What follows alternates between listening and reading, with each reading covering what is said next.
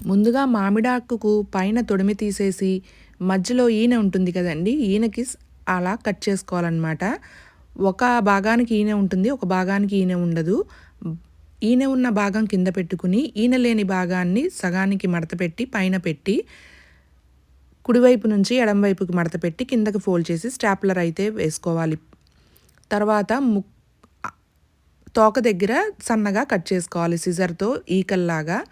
Next ముక్కు దగ్గర we షేప్‌లో కట్ చేసుకోవాలి. తల రౌండ్‌గా కొంచెం కట్ చేసుకోవాలి.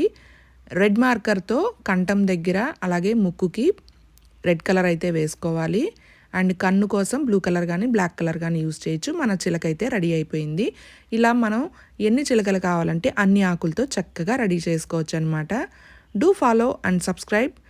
పూర్తి వీడియో కోసం కింద రిలేటెడ్ వీడియోలో లింక్ అయితే ఇచ్చేస్తాను. Please do watch. See you in the next video.